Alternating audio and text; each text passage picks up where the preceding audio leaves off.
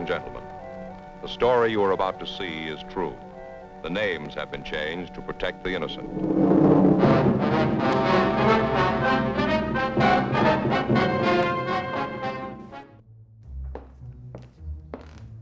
This is the city, L.A. I work here. My name is Highlander. So does my partner, Johnson. It was August, hot, muggy.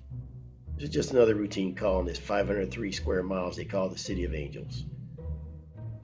I'm Highlander, he's Johnson. We heard you had a floor cup. Yeah, the floor was just sanded. Been flat forever. I gotta know what happened. Why don't you tell us what happened? Some crazy party? You guys hopped up on something? Your husband get a little excited about the game and spill some joy juice on the floor? I'm sorry, my husband? I got nothing happened, I tell you. So that's a story you want to stick with. How about we work you over? It's a little aggressive, Highlander. Let's hear him out. Yeah, how do you maintain your floors, tough guy? Or do you? Why don't we start with this? What'd you use to clean those floors? Paste wax. Paste wax, I tell you. Paste wax? I'd like to paste wax you. What does that even mean? Mean? You haven't even seen me until Johnson works you over. Just answer the questions. Now look, we're going to get the answer sooner or later out of you. You might as well save yourself the trouble. If you're not interested in helping yourself, then neither am I. The monkey's on your back, kid. So if you want help scratching it off, you better come up and cough up some answers. What the hell does that even mean? I think it means someone's holding back. Who's holding back? I don't know, it's in the manual. Did you happen to save any leftover sanding belts? Oh yeah, I got a few in the garage. I kept a couple so I could sand my kid's plywood derby car. Let's just stick to the facts, sir. By the way, did he win? No, he lost interest pretty quick and quit. You ever had trouble with him before, being a quitter? Listen, son, want to be a quitter? What's next? Homework got a little too hard so you don't do it? Push-ups are tough so you sit on the couch? Eating a granola bar gets crumbs everywhere so you stare at the package all day? It starts with the Pinewood Derby. Next thing you know is he's staring at 50, doesn't even know who he is anymore. Let's see those belts. Highlander, smell this. Not my beard, the belts. What's that smell like? I'll tell you what it smells like. It smells like wax. Damn right it does. That's your problem. Your floors used to be wax. Moisture can pass through the wax. Now it can't when you apply surface finish. Sometimes moisture can be your friend, and sometimes it's not. Even know what causes moisture, kid? Wet basements, broken gutters, cracks in the foundation, broken sprinkler systems. Well, and whose fault is that? It's certainly not mine. Well, how can it be your fault? You're the detective. That's right, pal. Listen, you've been getting away with it forever. No rain gutters. No plastic under the house. Letting your kid quit when the going got tough. You know what that moisture can lead to? Cup floors. Soft cookies and soft graham crackers. Damp windows you can hardly see out of. My wife's flat hair. Wet bed sheets. Crazy mixed up kids. What if I use your restroom? Yeah, I kind of do. Moisture just doesn't happen, pal. It's like the sweat on your forehead. Moisture's there. It's under the surface. It's insidious. Constantly lurking. Watching and waiting. It's time it got to a family here in L.A. A family with a kid. A kid with a smashed-in Pine Docks Derby hope. Take responsibility for your home and your life. It starts with water, and then before you know it, water turns to mold. Mold turns to hanging around truck stops and wearing someone's yesterday's t-shirts, kid. We hope this helps. That was an easy one, Highlander.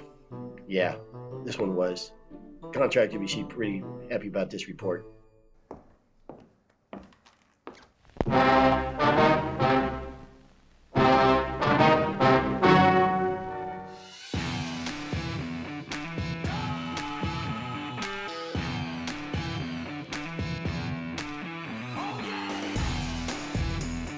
Hello, this is another episode of On the Floor with Wayne and Rob. I'm Wayne Highlander, National Sales Manager for Bona US. And I'm Rob Johnson from Bona Training. Rob, we got a special guest with us today. Always a pleasure to have Yes, this sir. guy on. I'll tell you what, he is, he could have been on the Tonight Show. You know, when Johnny Carson was doing skits and stuff, he Absolutely. could have been the go to skit guy for Johnny Carson. We called Trey Harrison with no time and said, "Hey, we needed a third guy to read this," and he came in cold and didn't even have to. And he nailed it on the first attempt. Today, He's a professional, man. He is a yes, professional. we're lucky enough to catch up with Trey Harrison, our adhesive manager for the Rocky Mountain Territory. He covers probably, well, for sure, the biggest swath of America for Bona. And welcome to the show, Trey.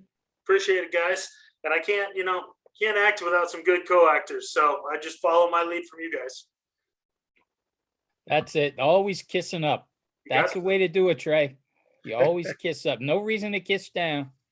That's Always it. kissing up to the big man. Good one. Atta boy. Um, Trey covers the largest part of America for us on the adhesive side, and a lot of responsibility, a lot of distributors, and a lot on your shoulders, man. So, very important part of our team. So, thanks for coming on there, Trey. Yep. And so we're having a little fun with this, but this is actually a true scenario where somebody had their floors, they were paste waxed forever, been down forever and ever and ever. Floors were nice and flat. The floors were no issues. They had them sanded and refinished. The guys did a beautiful job sanding the floors, and then all of a sudden the floors cupped. Why did they cup? And so we just had a little fun with that. And then we thought we would work it. We actually, craft oil would be a good segue for this because we'll do the same thing, allow the floors to breathe a little bit more in scenarios where moisture might be a concern. Um, and I wanted to talk to you, Trey, while you're on there, because also it leads into 540. Obviously, you can't put it on top of a finished floor. You'd want to put that on the subfloor before that starts. But that you cover the Rocky Mountain territory, and there are some dry, arid climates in that area. Um, are you seeing guys using the 540? First of all, we should, for anybody that doesn't know, we should probably mention what the 540 is. The our moisture barrier for either wood substrates or concrete substrates for moisture protection. So I'll ask you, Trey, are you seeing a lot of guys using 540 out in your territory? So it's funny because Colorado, Utah, Idaho, Wyoming, states like that are considered a high desert climate. It's very, very dry. We got a lot of dry air, but there's also a lot of these areas that people don't realize that have a high water table. And anytime that water table is pushed up a little bit because of, seasonal rains, different kind of flooding, things like that, there are big issues. We're having a lot of success with guys with the 540. One of the biggest things we talk about, especially in Colorado and some in Utah, is is crawl spaces. Crawl spaces are usually terribly vented. They usually don't have any air movement, and they're just a breeding ground for moisture. Even we'll see them even without any kind of 6 mil poly or anything laid over the dirt.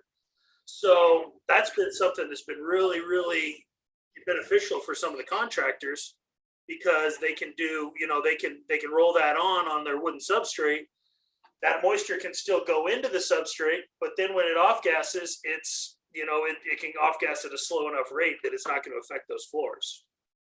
Well, yeah, and I don't care where you are in the country. If you're in the driest part of the country, everybody deals with, if you're doing any new construction at all, with construction dampness.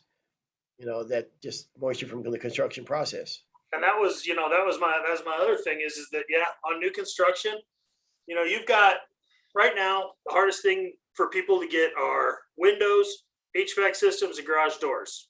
When you talk about windows, skylights, stuff like that, as the house is being built, they're still moving on with this construction. They're going to put the windows in whenever they get them. Issue being is those windows stay open, rain, snow, anything comes through. Now you've got a wet substrate. Tile saws. I mean, when guys are in there doing tile, those saws are just pouring water over a wood substrate. The other one that I always joke about is mud guns. When guys are putting texture and mud on the wall. I think those, when you buy one, I think they come with pre-drilled holes in the tubes just to make them leak that much more. So when you're talking about that and going back to the desert climate in the West where it's really dry, even in the driest areas, if you need to bring a wooden substrate down in percentages by just letting it sit and letting it dry naturally, 6%, 7%, we've done tests. If you have to move it that much, that's 2 to 3 weeks.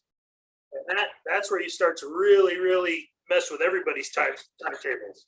In new construction, as everybody probably is listening knows, it's a tight window when you can come in and do the floors. You got to tell a guy I got to wait 3 weeks. That doesn't usually go over very well. Well, and you said the magic word is timetable. Is that nobody has time anymore. I mean, the labor shortage and what have you for callbacks and problems. Also, that's a really good point about they're not being able to get the windows on time and these different things. So while everybody knows the NWFA guidelines and all these different things that's involved, we don't always get perfect scenarios for doing floors. We know that. And so, it gives you one more thing it puts on your side of the equation. It's been, also really nice for our nail glue assist system. And maybe you can talk about that a little bit. Absolutely. NWFA now is saying anything over 4 inches should be done with a nail glue assist. When you do that, you take away the 15-pound roofing felt or the different underlayment, the paper underlayments that people are putting under there, because you're not going to glue to that paper. It doesn't do you any good. Don't waste the glue. But so now, perfect marriage between the sausages or the quantum tubes and the 540 or the quantum tubes and being able to put a moisture barrier down is that 540. That 540 also, when you talk about going over a wooden substrate, it's going to give you the best, most continuous coverage on there. It's not, you don't have to make sure that all the seams are correct and all the seams are sealed down. The stuff that you have to go through on those papers to make sure that you have a continuous moisture barrier. This is a roll-on that is gonna, it's gonna virtually cover every square inch of that floor. Hey, so Trey, why don't you name again the states that you cover? I cover Utah, Colorado, Wyoming, North Dakota, South Dakota, Idaho, Montana, Iowa, Nebraska, Kansas, Missouri, Arkansas. When's the last time you saw the wife and kids? Well, she likes it better that way. And as the monumental task of covering those states, and I came to Trey and I said, maybe we should take some of the states away. You've got so much to do.